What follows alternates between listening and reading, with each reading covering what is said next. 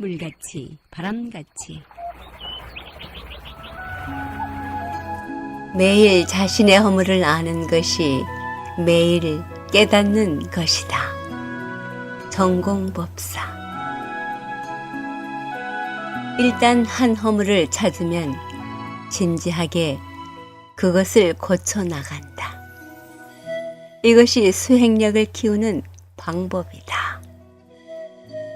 하루에 하나의 허물만 찾아 고쳐 나가면 3년이면 성인이나 유덕한 사람이 될 것이다.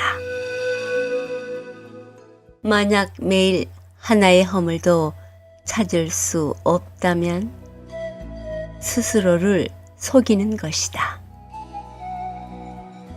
자신에게 결코 잘못이 없고 자신이 하는 모든 것이 옳다고 생각하는 것이 삶에서 가장 무서운 일이다.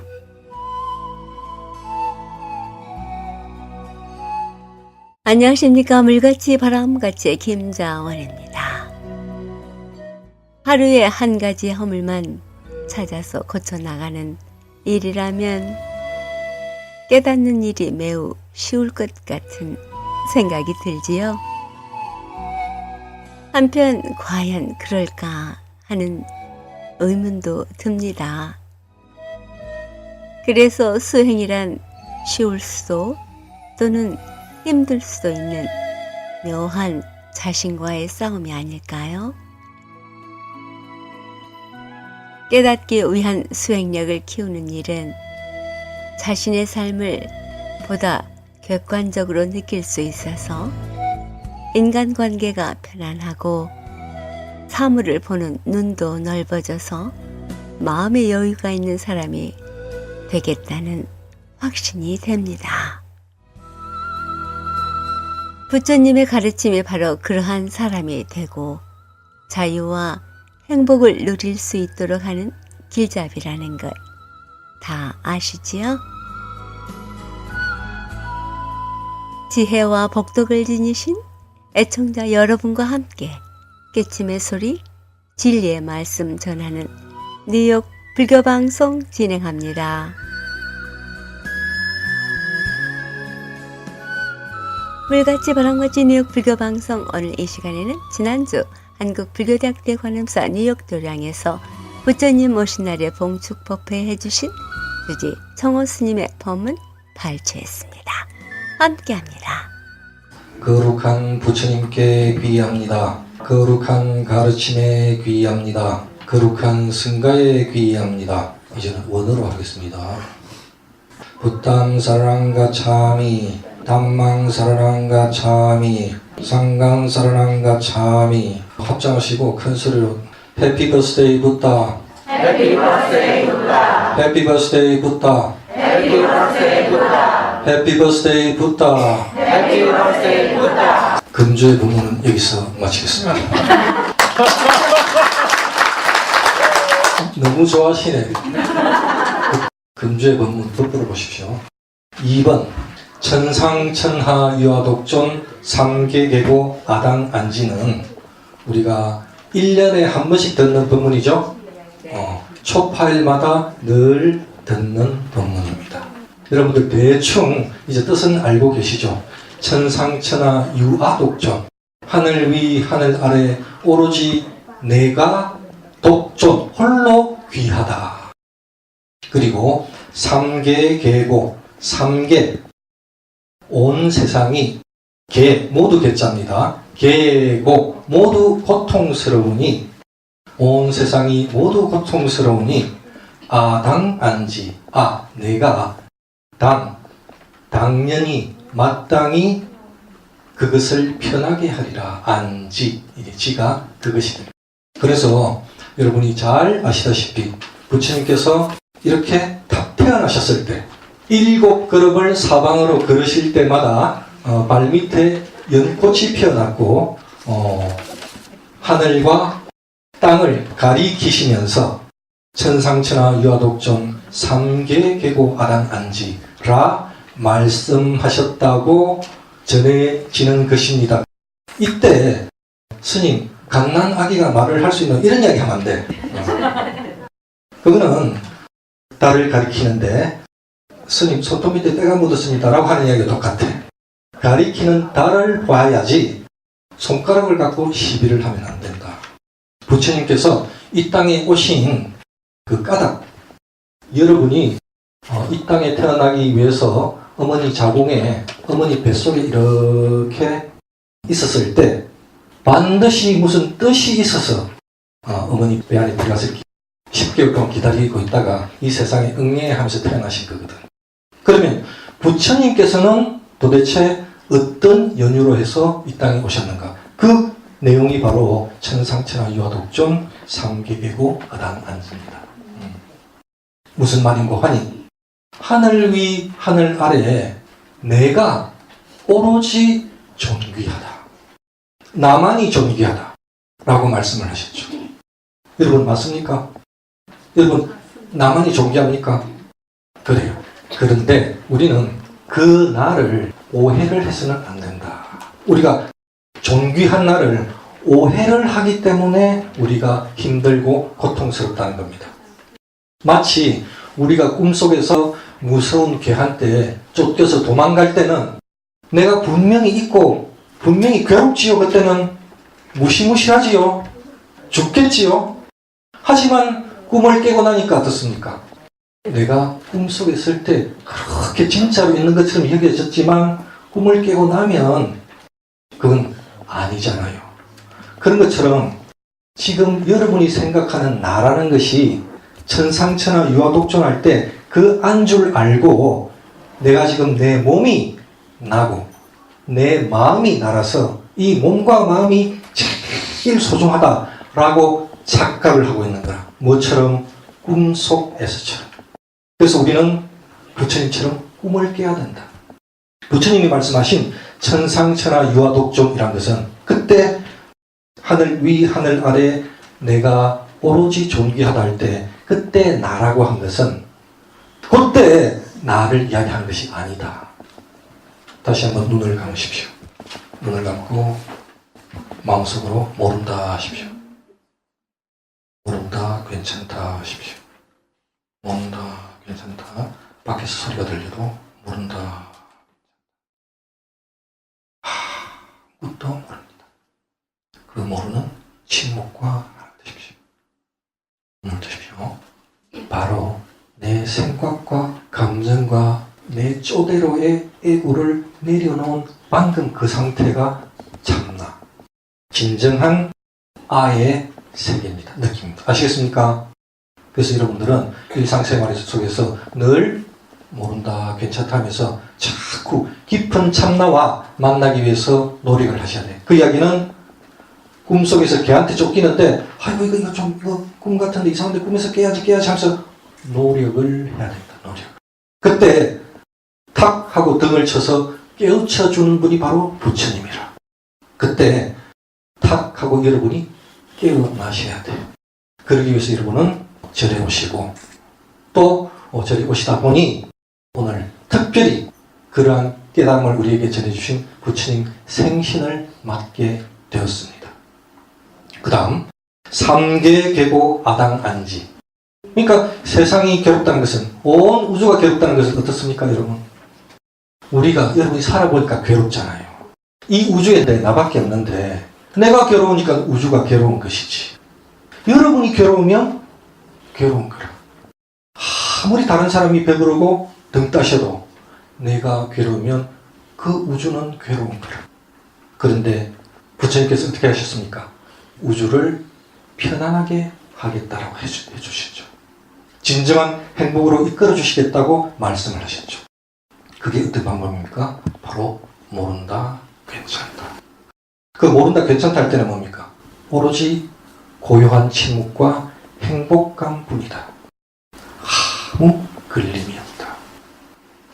그렇게 해서 부처님께서는 우리에게 그 방법을, 그 진실을 우리에게 깨우쳐 주시기 위해서 이 땅에 오신 겁니다.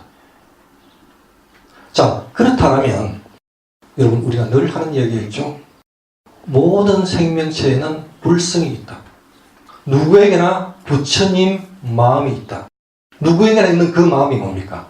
방금 여러분이 함께 나누었던 모른다, 괜찮다의 마음입니다. 모른다, 괜찮다 할 때는 우리 모두가 같은 마음이고 바로 부처님하고도 똑같은 마음이 되는 것입니다. 그래서 오늘 부처님 생신날은 결국 우리 모두의 생일날인 것입니다. 불성의 측면에 봤을 때, 참나의 측면에서 봤을 때, 그것은 오늘 바로 부처님의 생신이자 바로 우리들의 생일이기도 하다. 그래서 해피 버스데이 붓다는 합장하시고 여러분 모두의 생일입니다. 자, 이제 꿈 깰 준비가 됐습니까? 꿈을 깨야지 부처님하고 생일이지. 꿈을 안 깨면 부처님 생일은 2700년 전에 어디 룸비니 동산이고 탄생지는 그렇고 나는 60년 전에 제1병원에서 낳고 이렇게 되는 거라. 그런데 내가 모른다 해서 완전히 나를 내려놓을 때, 그 집 나를 내려놓을 때 나는 참나가 되어서 바로 부처님의 참나가 하나가 될 때 나와 부처님은 시간과 공간을 초월해서 이 몸뚱아리가 나고 이 몸뚱아리가 부처님이 아니라는 거지. 우리가 몸뚱아리를 따지면 부처님하고 같이 생일이 될 수가 없죠. 몸이 나가 아니다.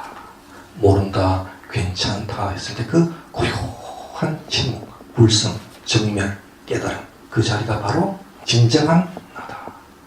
그러므로 오늘은 부처님을 포함한 우리 모두의 생일날입니다. 합장하시고 큰 소리로 Happy birthday to all. 자, 그래서 진실로 우리가 이 순간 이 자리에서 깨어난다면 바로 오늘이 생일이다. 오늘만큼 우리가 행복한 날입니다. 내일 또 깨어나셔야 돼. 내일도 생일이셔. 내일도 잔칫날. 우리 모두가 항상 매일매일이 깨달음으로 충만한 행복한 날입니다. 아시겠죠? 그래요. 자, 3번. 큰 소리 같이 읽으십시오. 시작. 기도하면 복이 오고 욕심내면 병이 오네. 관세음보살 부르면서 우리 모두 건강하세. 보살보살 관세음보살 자락기라 관세음보살 우리 모두 부처이고 여기 바로 극락일세. 오늘은 진짜 극락에 온 것 같습니다. 울긋불긋하고 우리 그 사람들도 아주 우리 생일을 맞아서 회장님께서 발언문을 한번 읊어주시겠습니다. 부처님 오신 날 발언문. 모든 생명 구제하시려 2600년 전 이 땅에 오셨고 열반에 들 때까지 중생들이 깨달음에 이르도록 안내하신 자비로운 부처님. 부처님을 만나 기회하였고 발심하였습니다. 오늘 기쁘고 거룩한 부처님 오신 날에 발언합니다. 정법을 수호하고 널리 알리도록 하겠습니다. 언제나 부처님 가르침대로 생각하고 말하며 행동하겠습니다. 늘 공부하고 정진하며 수행하겠습니다. 조그만 공덕이라도 회양하는 데 주저하지 않겠습니다. 지난 죄업을 참회하고 거울 삼아 보다 나은 삶을 살겠습니다. 주변 도반의 아픔을 보듬어주고 위로하는 데 앞장서겠습니다. 상구거리 하와 중생을 실천하는 참된 불자가 되겠습니다. 나무 서가모니불, 나무 서가모니불, 나무 시아번사 서가모니불. 잠시 후에 공양하고 나서요 2부 행사가 있는데 2부 행사 여러분 놓치시면 생일 잔치를 반만 하고 가십니다. 공양하시고 2부 행사 하시는데 참여하시고 또 2부 행사의 마지막 끝에는 노래 자랑 준비도 되어 있으니까 여러분 마음껏 노래 자랑을 해주시기 바랍니다. 그 다음에 제가 이 법문이 끝나고 나면 바로 우리 일어나서 밖에 저를 따라서 제가 목탁을 쳐서 저를 따라서 나가서 올해는 우리 밖에 이제 마당에 마련된 애기 부처님 관욕대에 애기 부처님 관욕하고 또 저를 따라서 탑돌이도 한번 하고 그렇게 해서 마무리를 멋지게 하도록 하겠습니다. 지금까지 법문의 조지 청호 스님이었습니다. 156과 35회변을 플러싱에 있는 대관음사에서는 매주 일요일 11시 정기 법회가 있으며 법문이 있는데요. 일요일 오후 3시엔 108배 정진이 있고요. 월요일부터 토요일까지는 오후 8시에 108배 정진이 있습니다. 불교에 대한 궁금증이나 부처님 가르침의 정법에 대해 알고자 하시는 분 전화 718-791-7128로 연락하시기 바랍니다. 물같이 바람같이 뉴욕 불교방송은 부처님 말씀을 나누는 법당입니다. 전파에 실려 여러분께 다가가는 법문은 진리를 우주 법계에 올려 퍼지게 하는 일이지요. 부처님 법을 알리는 공덕은 금은 보화를 산더미만큼 보시하는 것보다 더 크다고 하셨습니다. 그만큼 진리는 물질적 한계를 넘어선 일인 것이지요. 불교 포교는 곧 이 세상에 행복과 안락 그리고 평화를 선물하는 것과 같습니다. 이러한 일은 어느 개인의 일이 아닙니다. 우리 모두가 해야 할 공덕이지요. 불교방송 후원회원이 되실 따뜻한 마음 기다립니다. 후원금은 세금 공제 혜택도 됩니다.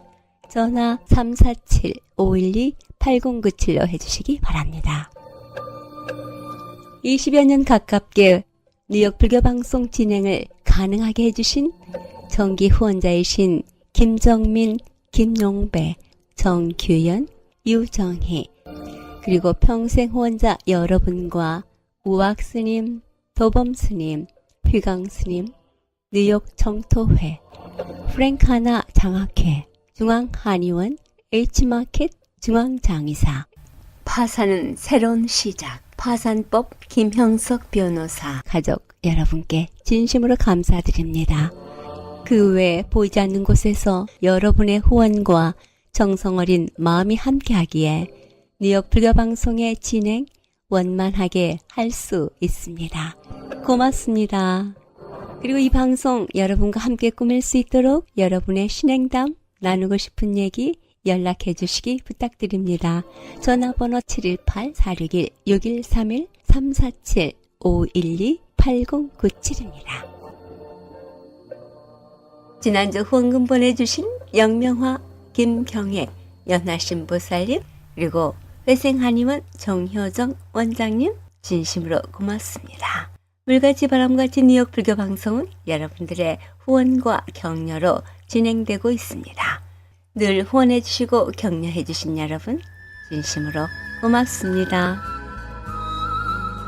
물같이 바람같이 뉴욕 불교방송 지금 이 시간에는 부처님 오신 날의 의미 되새기며 이미 다 알고 계신 얘기지만 한 번 더 마음에 다짐하기 위해 부처님은 어디에 계신가, 어떻게 계신가에 대한 법문 마련했습니다. 부처님이 어떤 분이시며 어디에 어떻게 계신가 하는 것을 알아야 하는 중요한 이유는 부처님은 바로 불교의 주인이시고 불교는 부처님에 의해서 성립이 되었기 때문입니다. 그러한 부처님에 대해서 전 승가대학장이신 정범 스님의 법문 발췌했습니다. 함께합니다. 이번 법회에는 부처님은 어떤 분이시며 어디에 어떻게 계시는가 하는 것은 굉장히 중요합니다. 왜냐하면 불교는 부처님에 의해서 성립이 됐습니다.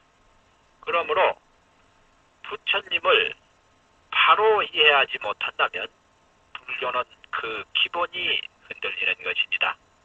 이번 법회에서는 부처님의 위실력과 부처님의 그 근본 인연을 말씀드리겠습니다. 석가모니 부처님께서는 그 용무부터가 32상과 80종호를 갖추셨습니다. 도저히 범상한 사람과는 전혀 같지 않은 것입니다.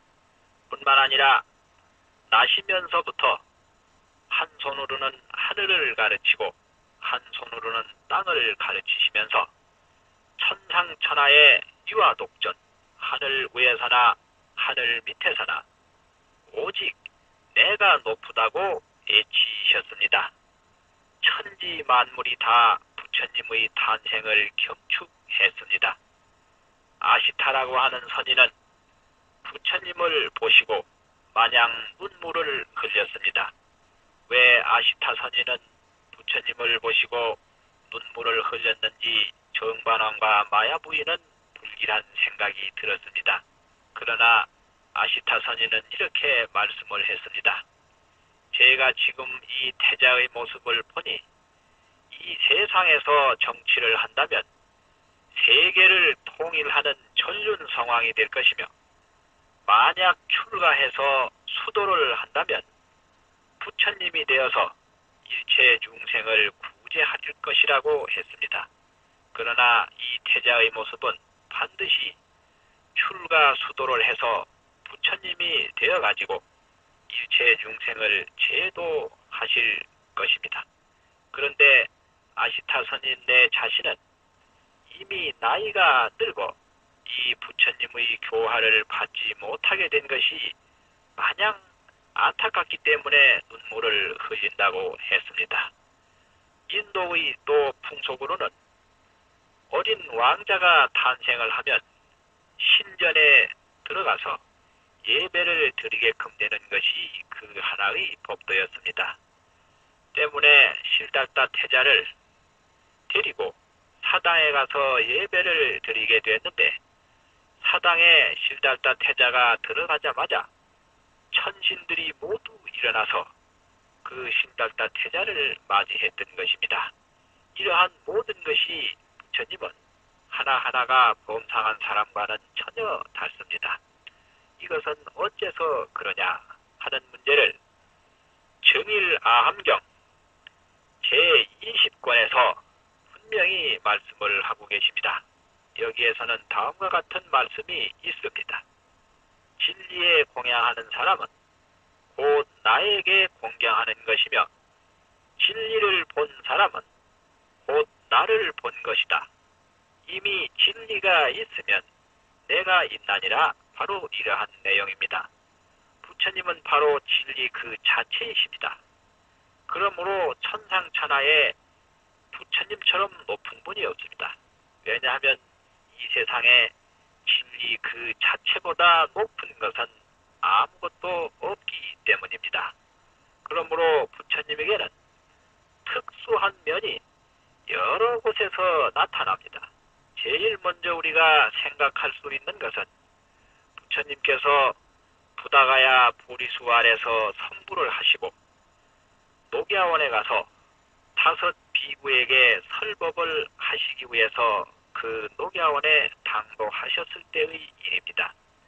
이 5 비구들은 본래 실달다 태자로서 수도하시던 부처님을 옆에서 시중 들고 같이 수도하던 사람들이었습니다마는 실달다 태자께서 무료한 고행만 가지고는 도를 얻을 수 있는 길이 아니라고 포기를 하시는 모습을 보고 실달다는 타락한 것이라고 오해를 해서 실달다 수도자를 다 떠나갔던 사람들입니다.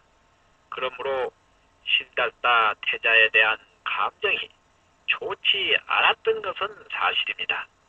이때의 이 5 비구들은 멀리서 부처님이 오시는 모습을 보고 있었습니다.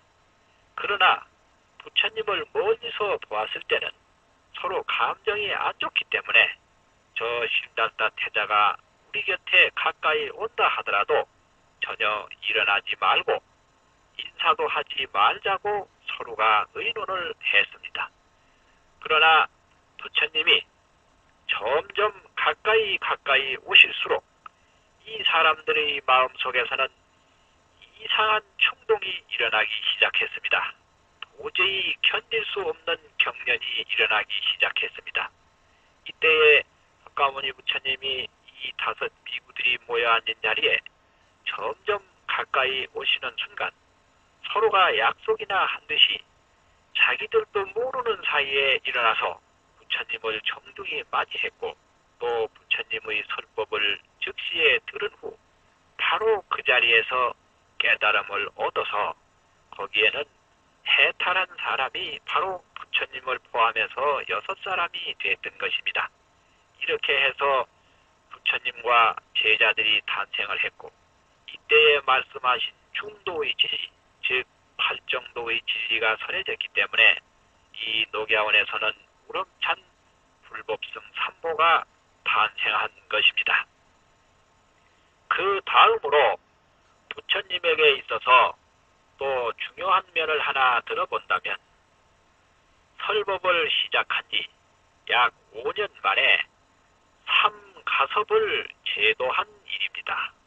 이 삼가섭은 다 삼형제가 100살이 넘은 고령인 동시에 삼형제들이 1000명이 넘는 제자들을 인도하는 교단의 지도자였습니다. 이들은 인도 전통적인 종교의 의식으로서 태양을 숭배하고 풀을 숭배하고 용을 숭배하던 그러한 교도들입니다.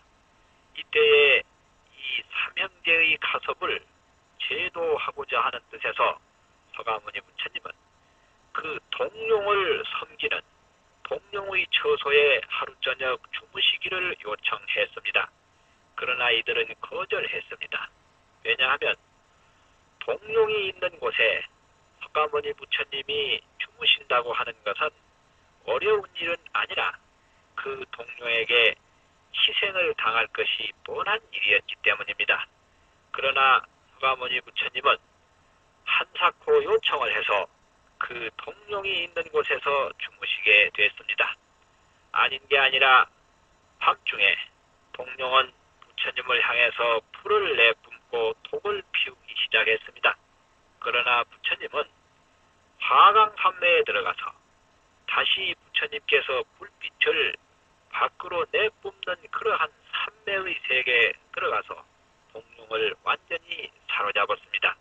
그래서 이 용은 점점 그 몸의 부피가 적어졌고 내중에는 부처님의 파루 속에 조그마한 미물로 변하여 들어가게 되었습니다. 그 이튿날 삼형제의 가섭들은 틀림없이 석가모니 부처님이 용에게 희생되었으리라고 생각하고 찾아와 봤습니다. 그러나 뜻밖이었습니다. 부처님은 엄연히 앉아 계셨고 그 앞에는 바루가 하나 놓여져 있었고 바루에는 조그마한 미물이 허우적거리고 헤엄을 치고 있었습니다. 그것이 무엇냐고 여쭤봤을 때 당신들이 지금까지 섬기던 동룡을 사로잡아서 이 그릇에 담아놓았노라고 말씀을 하셨습니다. 이것을 보고 삼형제의 가섭들은 마음에 크게 충격을 받았습니다. 이 석가모니 부처님은 보통 사람이 아니고 완전히 불가사의한 성인인 동시에 완전한 진리를 말씀하시는 분이라고 믿고 그네들은 다 서로가 의논을 하여 부처님에게 개종을 하고 부처님 제자가 되었습니다. 1000명의 제자들은 그 스승들을 따라서 모두 부처님 제자가 되었기 때문에 부처님은 교화를 시작하신 지 불과 5년 만에 1200명이라고 하는 제자를 얻게 된 것도 이 삼가섭의 교도들이 일시에 부처님께 기의함으로 말미암아 이루어진 것입니다. 인도의 그때 당시에는 많은 종교 지도자들이 있었으며 그 종교 지도자들 사이에는 서로가 추종하는 무리들이 있었기 때문에 이 종교 지도자와 종교 지도자 사이에는 어떠한 모략과 시기, 알력 같은 것이 있었습니다.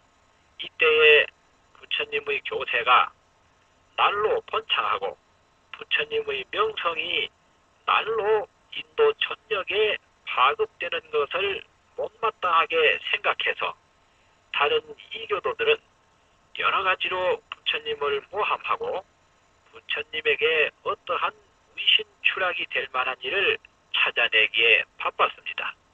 이때의 이교도들은 한 거리의 직업 여성을 매수해가지고 부처님의 위신을 추락시키고자 했습니다. 이 여인은 밤낮으로 부처님이 계신 사원의 주위를 맴돌면서 아침 일찍이 부처님을 참배하러 가는 사람네들을 붙잡고 나는 어제 저녁에 석가모니 부처님이 계신 곳에서 잠을 자고 왔다. 오늘 저녁에도 또 가서 잠을 잘 것이다. 이러한 소문을 퍼뜨리기 시작을 했습니다. 급기야 이 여인은 어느 날 많은 사람이 부처님 주위에서 설법을 듣고 있는데 배가 동산처럼 부르게 꾸며가지고 나와서 부처님에게 회개한 이야기를 늘어놓는 것입니다. 나는 당신의 아기를 가졌다. 당신은 나를 통해서 육체적 즐거움을 누렸으면 이러한 책임을 지어라. 이렇게 엄포를 놓는 것입니다. 이때에 하늘에서 제석천왕이라고 하는 신이 부처님을 돕기 위해서 신통으로 기적을 나타내가지고 조그마한 쥐로 변하여 그 여인의 치마끈을 쪼아서 그 치마끈이 스르르 풀리면서 그 사람의 앞의 배에 놓여져 있던 팍이 땅으로 떨어지면서 그 여인은 전혀 임신한 상태가 아니고 오직 부처님을 모함하기 위한 행동이었다고 하는 것이 만천하에 공개된 일도 있습니다. 더 나아가서는 이와 같은 부처님의 불가사의한 기적적인 일들이 많이 있습니다마는 그 가운데 또 하나 앙굴마라라고 하는 한 청년이 있었습니다. 이 청년은 인도의 재래적 교육 방침에 따라서 어떤 스승을 모시고 독실하게 그 스승의 가르침을 받던 순박한 청년이었습니다. 이때에 그 스승은 스승의 아내의 모함을 받아서 그 스승으로부터 밑보이게 되었습니다. 이 스승은 청년에게 어떠한 고통을 주기 위해서 아주 이상한 방법으로 지시를 해 주었습니다. 그 내용은 뭐냐 하면 너는 이제 다른 학문은 상당히 됐으나 마지막으로 하나의 과정이 남았다. 이렇게 이야기한 것입니다. 그 마지막으로 한 과정이라고 하는 것은 지금부터 100사람의 손가락을 잘라서 그 손가락으로 목걸이를 만든다면 그것으로서 너의 학문은 모두 끝마치는 것이라고 가르쳐 주었습니다. 이 청년은 그 말을 그대로 듣고 거리에 나가서 닥치는 대로 사람을 죽이게 됐고 그 한 사람 한 사람에게서 손가락을 끊어서 목걸이를 만들게 됐습니다. 이때의 마지막으로 석가모니 부처님을 만나게 됐습니다. 한 사람만 더 해치면 바로 100사람이 되고 그렇게 되면 100사람의 손가락으로 만든 목걸이는 이루어지는 것입니다. 그런데 이 살인마 청년 앙굴마라는 석가모니 부처님을 뵙는 순간에 해치고자 하는 그 용기가 일시에 사라지고 스스로가 부들부들 떨려서 자기 몸을 가누지 못할 정도로 이상한 일이 일어나고 있었습니다. 그때 이 앙굴마 청년은 자기 스스로의 공포 때문에 오히려 부처님을 향해서 꼼짝하지 말고 그 자리 서 있으라고 고함을 쳤습니다. 이때 부처님은 꼼짝하고 있지 말라고 하는 것은 바로 나에게 할 말이 아니고 내 스스로 일이라고 얘기했습니다. 나는 처음부터 가만히 있었노라. 이렇게 태연하게 말씀하셨습니다. 이때의 앙굴마라는 스스로 땅에 엎드려 제발 제가 잘못했으니 용서를 해달라고 용서를 빌었습니다.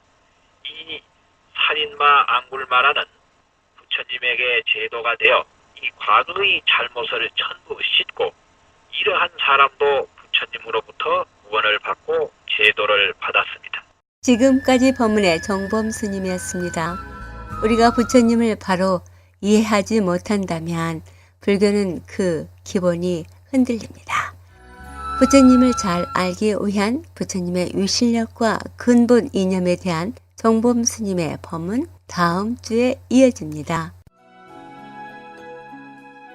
물같이 바람같이 뉴욕 불교방송, 지금 이 시간에는 법륜 스님의 증문즉설입니다. 스님의 말씀을 들으면서 나름대로 고민을 하고 그 고민 속에서 답도 찾고 많이 배우고 있습니다. 그 점에서 정말 감사드립니다. 제가 문의드리고 싶은 것은 부처님에 관해서인데요. 부처님의 이야기를 읽다 보면 궁금한 점들이 생기는데 오늘은 그중 두 가지에 대한 질문을 드리려고 합니다. 첫 번째는 부처님의 아들 라울라에 관한 내용인데요.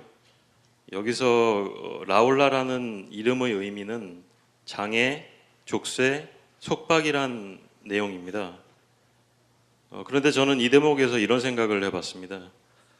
라울라 입장에서 그 나이 어렸을 때는 자신의 이름이 어떤 의미인지도 모르고 지냈을 텐데 철이 들고부터는 자신의 아버지가 자신에게 장애물이라는 의미의 이름을 지어줬다는 것이 큰 상처가 됐을 거라고 생각을 하거든요. 부처님께서는 평소 자비를 말씀하셨죠. 자비는 동정과 연민이 담긴 마음을 말하고 있고요. 그럼에도 불구하고 자신의 가족들에게 어찌 그리 모질게 대하셨을까요? 저 스님의 증문즉설을 시간이 될 때마다 시청을 하면서 드는 생각인데 그 부처님의 부인인 야소다라께서 시간 이동이 가능해서 이 장소에 올 수 있으시다면 아마도 시타르타인 내 남편 때문에 속상해 죽겠다고 말씀을 하고 문의를 드릴 것 같더라고요. 그 내용을 찾아보니까 라울라가 부처님의 10대 제자가 된 것을 보면 그래도 부자간의 상호간 모정의 화해가 있었을 것 같은데 제가 모르는 이야기가 궁금하고요. 두 번째 질문은 부처님이 말씀하신 중도의 가르침에 관한 것입니다. 부처님께서는 깨달으신 후 그 인도 악기인 시타르라는 악기의 줄을 비유해서 깨달음으로 가는 길이 중도에 있다고 가르치셨죠. 그런데 개인적으로 이런 생각이 들었습니다. 만약에 부처님께 지난 6년간의 처절했던 고행이 없었다면 과연 그 중도의 가치를 깨달으실 수가 있었을까? 극한의 경험이 없이 단지 중도를 말한다면 이는 자칫 자신의 한계를 규정짓는 가치의 오도를 일으키거나 그럴듯한 변론의 소재로 이용될 수도 있다고 생각을 합니다. 이 점에 대해서 스님의 고견을 듣고 싶습니다. 네. 부처님께서는 부처가 되기 전 얘기잖아요. 부처가 되신 뒤에 라울라다 이런 말을 붙인 게 아니고 부처가 되기 전에 출가하고 싶은 자기 고뇌가 너무너무 커서 아무것도 비지도 않는 그런 상태에 여북하면 마누라도 버리고 부모도 버리고 나라도 버리고 탈출을 해서 뭔가 이 답답한 걸 해결하려고 결심하고 있는 그런 상태에서 있는 부모 버리지 못하는데 부모 때문에 출가도 못하고 있고 장가도 부모가 시켜 억지로 가놓으니까 부인 때문에 출가가 장애되는데 그건 뭐까지 생겼다? 자식까지 생겼다. 그 상황을 이해해야 돼요. 그 상황에서 자식까지 생겼으니까 족쇄가 하나 늘었어요? 안 늘었어요? 늘었죠. 장애가 하나 늘었어요? 안 늘었어요? 늘었어요. 그러니까 그 얘기를 듣자 아이고 장애구나 이렇게 말했는데 부처님이 출가하러 길 떠나버리고 이제 애가 태어났다니까 부처님 뭐라 그랬다? 라오라라 그랬다. 하니까 애 이름을 뭐로 짓자? 남은 사람들이 라올라라고 짓자 이랬지 부처님이 얘 이름을 라올라로 지어라 이런 게 아니다 이 말이에요. 그러니까 옛날에 우리 딸 7이 낳으면 7번째 딸 이름이 뭐예요? 끝내미. 아시겠어요? 아이고 혼자 막 끝내라 할매가 이러니까 애 이름을 아이고 혼자 막 끝내라 이러니까 뭐다? 끝내미.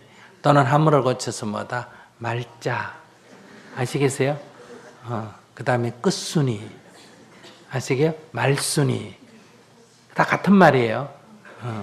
이런 것이 이름이 된다는 거예요. 뭐 라우라만 이런 게 아니에요. 우리 역사 속에서 이렇게 해서 이름이 되는 게 굉장히 많습니다.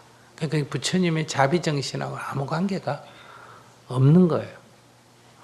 부처님은 그 당시에 그 자신의 이런 한계, 고뇌에 너무 힘이 들어서 이걸 찾기 위해서 뭔가 돌파구를 찾아가려는데 그게 최대의 장애가 뭐였다?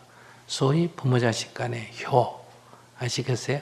부부 간의 정, 이게 그 도를 구하는데 최대의 장애였단 말이에요. 그런데 자식 인연이 또 하나 생기니까 아이고 장애구나, 장애가 하나 늘었구나 이렇게 얘기하신 거예요. 그러니까 이제 남은 가족들이 그 얘기를 듣고 아버지를 생각해서 저 아버지가 그렇게 했다니까 그러니까 이제 이름을 붙여준 거예요. 그 다음에 이제 라우라는 이제 그 어미가 이 부처님이 내가 돌아왔는데도 약간 이 악감정이 좀 남아 있었어요. 야소다라가 나중에는 야소다를 출가해가 비구니 중에 깨달음을 얻어 성인이 됐지만은 부처님이 출가하고 6년 다시 성도한 뒤에 6년 12년 만에 돌아왔으니까 죽어버렸으면 어때요?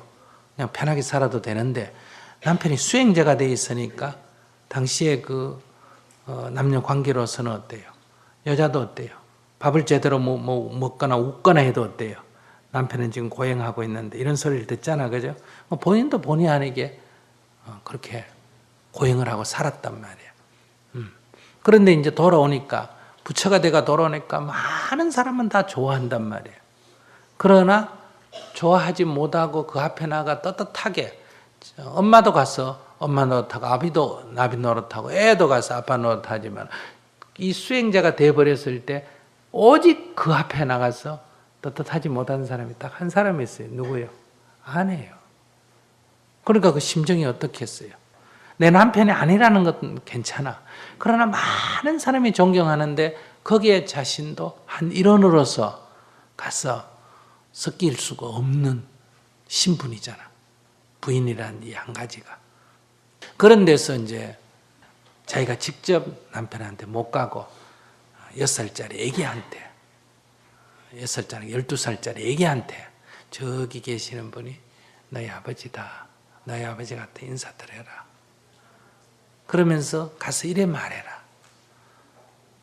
인사드리면서 아버지 저에게 상속물을 주십시오. 이렇게 말해라. 이 말에 뼈가 있어요? 없어요? 있지.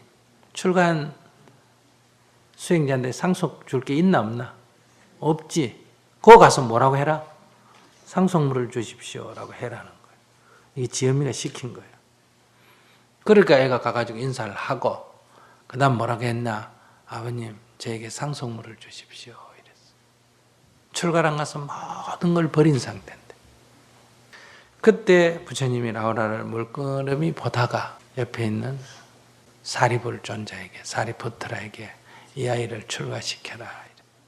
상속물이 뭐다? 출가예요. 그래서 출가는 원래 자발적으로 하는 거예요.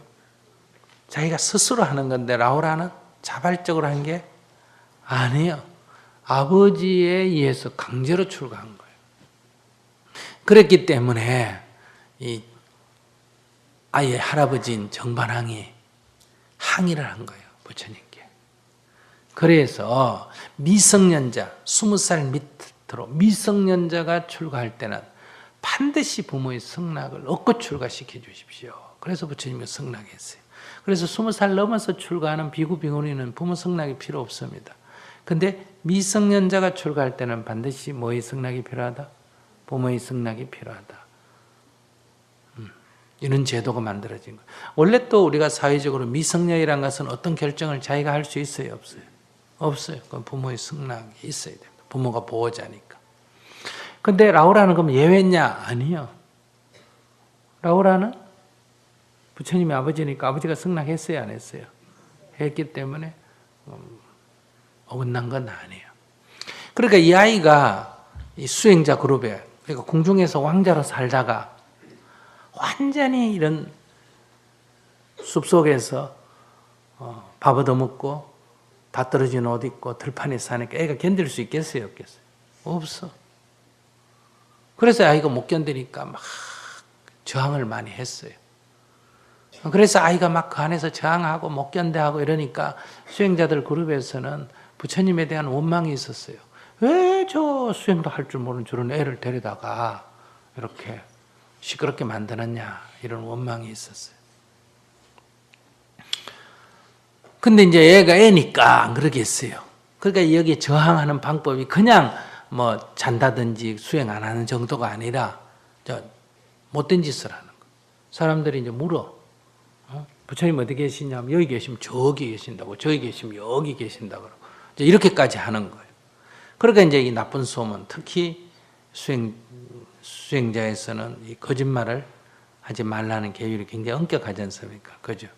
이러니까 이제 이 비난이 많았어요. 그때 어느 날 부처님께서 라우라를 불렀어요. 그냥 부처님이 오니까 그 당시에는 이제 수행자를 대우하는, 어른을 대우하는 가장 최선의 예의가 항상 그 당시에 맨발로 다니니까 발 씻을 물을 떠주는 거예요. 그리고 앉을 자리를 마련해 주는. 부처님이 옛날 친구 오비구 만났을 때도 그 오비구끼리 모여가 저건 수행자 아니니까 우리 발 씻을 물 떠주지 말고 앉을 자리 마련해 주지 말자. 지극거리고 모의하는 얘기가 나오거든요. 이게 수행자로서의 대우를 하느냐 안 하느냐는 발 씻을 물을 떠주는 거와 앉을 자리를 마련해 주는 거. 그러니까 아버님이 이제 스승이니까 이제 대야에 이제 물을 떠서 이제 부처님께 갖다 드렸어요. 근데 그 세대야였는데, 그래 이제 부처님 발을 씻었어요. 그러자 부처님이 라오라 보고 이 물을 먹어라 이랬어. 그러니까 라오라 더러워서 안 먹는다 이랬어. 왜? 그러니까 더럽다는 거예요. 그래서 이 물을 갖다 버려라 그랬어. 버리고 왔어. 이 대야에다 밥을 담아 먹어라 그랬어. 안 먹는다는 거예요. 왜? 더러운 물을 담았기 때문에 대야도 더러워졌다는 거예요. 그러니까 부처님이 대야를 던지면서 이렇게 말했다 그래요. 이 대야는 본래 깨끗한 것이지만은 더러운 물을 담았기 때문에 대야가 더러워졌고, 그러면 이 대야를 버리게 된다. 그것처럼 너 마음속에 거짓말하는, 계율을 어기는 행위를 하게 되면 결국은 너가 더러워지기 때문에, 마음이 더러워지면 마음을 담고 있는 몸도 더러워지고, 그러면 사람들이 너를 비난하고 너를 멀리하게 된다. 그때 이 아이가 그걸 깨쳤다 그래요. 그 이후에 정진하기 시작했다. 그래서 아주 조용히 밀행이라 그러죠. 드러내서 안 하고 아주 보이지 않는 곳에서 부지런히 정진해서 깨달음을 얻어서 그냥 스스로 수행력으로 10대 제자가 된 거예요. 부처님 아들이라고 된 게 아니고. 그런 얘기가 있습니다. 그 다음에 두 번째 얘기는 중도에 대해서. 당연히 부처님은 수행을 시작할 때 길을 알고 시작했어요? 모르고 시작했어요? 모르고 시작했어요. 모르고 시작했으니까 이쪽 것도 가보고 저쪽 것도 가보고 이것도 해보고 저것도 해보고 온갖 한마디로 짓을 다 해보고 그 다음에야 이게 바른구나 하는 길을 찾은 거예요. 그런데 부처님은 그 길을 찾은 뒤에 다른 사람에게는 그렇게 부처님처럼 똑같이 시행착오를 거듭할 필요가 없다는 거죠. 처음부터 이 길을 가라 이렇게 얘기한 거예요. 그렇기 때문에 그건 뭐 크게 문제가 없습니다. 그런데 이제 개중에는, 그러니까 그 중도를 무사한 일로 이해해서 그렇게 지금 말한 그런 부작용이 지금 많이 나타나고 있죠. 그건 머릿속으로만 이해했기 때문에 그래요. 그걸 뭐 꼭 안 해봐서 문제가 되는 게 아니라 자기의 욕망을 합리화하는 수단으로 이용을 하면 이런만 중도지 중도하고 아무 관계가 없죠. 욕망에 끄달리는 거지. 그렇다고 부처님처럼 수없는 그런 시행착오를 우리가 다 거듭해야 되는 것은 아니다. 그렇기 때문에 다 거듭할 바에야 우리가 불경을 볼 필요가 없죠.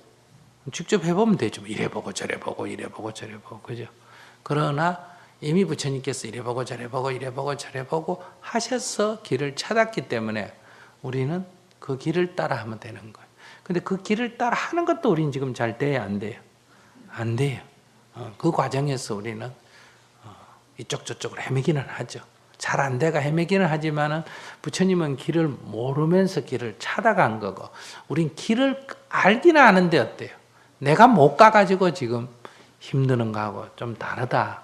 부처님은 어떤 산꼭대기 올라가는 길을 처음으로 개척하시는 분이니까 이쪽으로도 올라가 보고 이쪽으로도 올라가 보고 기어도 가보고 이래가 길을 뚫은 사람이고 우리는 부처님이 뚫어놓은 길을 따라가는데도 어때요? 힘이 들어가지고 가다가 중간에 꾀를 쓰고 가면 뭐 하느냐 하고 이런 수준이기 때문에 성격이 좀 다르다 이렇게 생각이 듭니다. 법륜 스님의 동영상 법회에 참석하시고자 하시는 분 뉴욕 정토회 연락하시기 바랍니다. 전화번호 718-461-2486입니다. 불교방송 후원업체입니다. 류지필드에 있는 중앙한의원 부부 한의사가 함께 연구하고 상담 치료합니다. 각종 통증 치료와 남성과 여성의 불임 치료, 한방 해독 다이어트에 대해 집중 진료합니다. 불임 치료나 다이어트에 관심 있으신 분 중앙한의원에 문의하시기 바랍니다. 최고의 침술과 청정 한약재로 진료합니다. 뉴저지 류지필드 중앙한의원 201-840-4130 이경림 공인회계사 소개해드립니다. 신용과 정직을 바탕으로 오랜 경험에 실력 있는 한미회계법인 이경림 공인회계사. 한국과 미국 회계에 관한 제반 업무 믿고 맡기십시오. 문의전화 212-768-9144. 파산은 새로운 시작입니다. 파산법 김형석 변호사. 뉴욕 전화 718-939-0700, 뉴저지 전화 201-585-0700으로 연락하시기 바랍니다. 사랑과 정성의 H마켓 상품권으로 후원하고요. 중앙장의사, 뉴저지와 플러싱에 있는 하봉호 중앙장의사. 여러분의 어려운 시간 마음으로 함께합니다. 718-353-2424.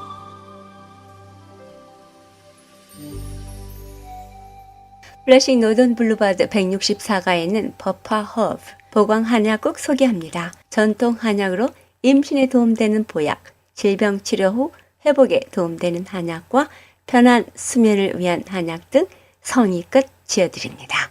전화 718-886-7744로 연락하시기 바랍니다. 불교계 소식입니다. 미 동부 청소년 한국불교문화체험연수단을 모집합니다. 미국에서 자라고 교육받은 학생들에게 우리의 자랑스러운 문화와 역사를 직접 체험하고 발전된 한국의 이모저모를 보고 느낄 수 있는 절호의 기회입니다. 기간은 7월 5일부터 7월 15일까지 10박 11일입니다. 미리미리 등록해 주시기 바랍니다. 전화 917-533-8175입니다. 유튜브에 미동부 청소년 한국체험기를 검색해 보시면 그곳에 생생한 실황 보실 수 있습니다. 뉴욕 근교에 있는 사찰입니다.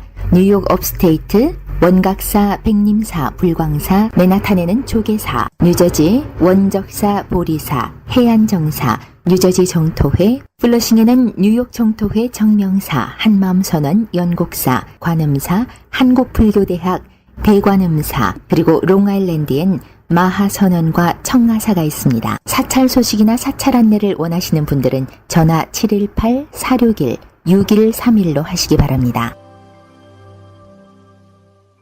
불광사에서는 매주 일요일 11시 정기법회가 있으며 법문이 있습니다. 전화 845-359-5151이나 5152로 하시기 바랍니다.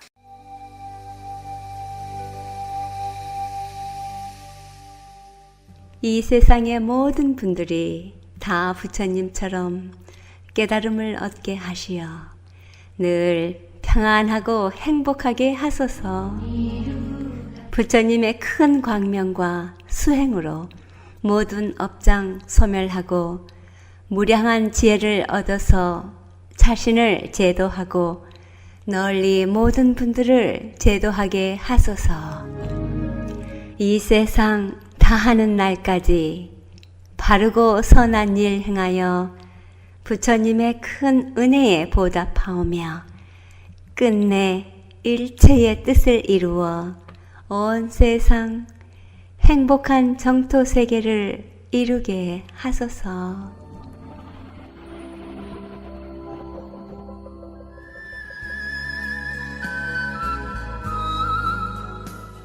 물같이 바람같이 뉴욕 불교 방송 함께 들어주신 여러분 고맙습니다.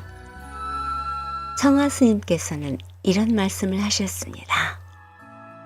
반야, 즉 지혜를 모르는 사람들은 남을 용서하지 못합니다. 따라서 한 번 미운 사람은 밉다고만 생각합니다. 그러나 번뇌가 멸해서 실상을 바로 보게 되면 모두가 청정한 부처님의 광명으로 빛납니다. 그런데 우리 무명의 눈으로는 바로 못 보기 때문에 미운 사람이 있고 좋은 사람이 있습니다. 따라서 죄는 밉게 보는 나에게 있습니다. 라고요. 반야지혜를 얻은 이는 실상을 보게 되어 모두를 부처로 볼 수 있다 했습니다. 주윗분들이 점점 좋아 보인다면 수행이 잘 되고 있다 할 수 있지요. 수행은 자신의 행복한 삶과 직접적인 관계가 있다는 것 아시리라 믿습니다. 내일은 가까운 사찰에 가셔서 반야지혜 얻을 수 있는 법문 들으시고 도반들과의 좋은 인연 가꾸시기 바랍니다. 지금까지 진행의 김자원이었습니다. 다음 주 시간까지 편안한 시간 보내시기 바랍니다. 안녕히 계십시오. 찬불과 보현행원 정률 스님이 노래합니다.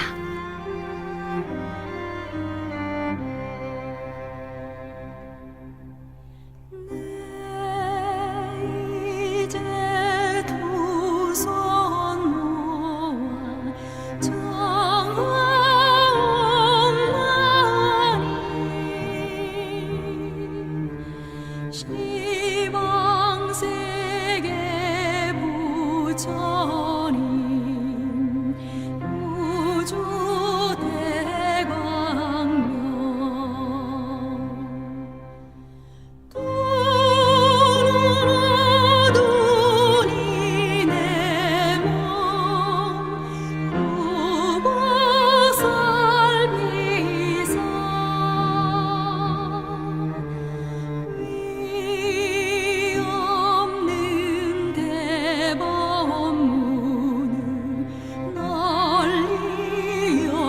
널리어소서.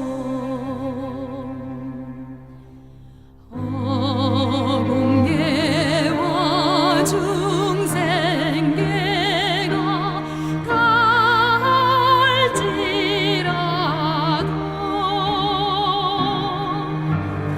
오늘 세월이 사는 끝없사오리.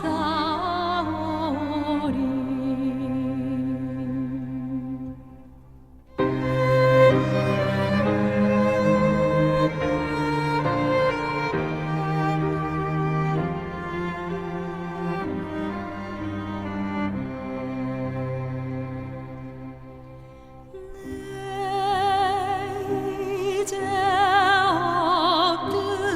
엎드려서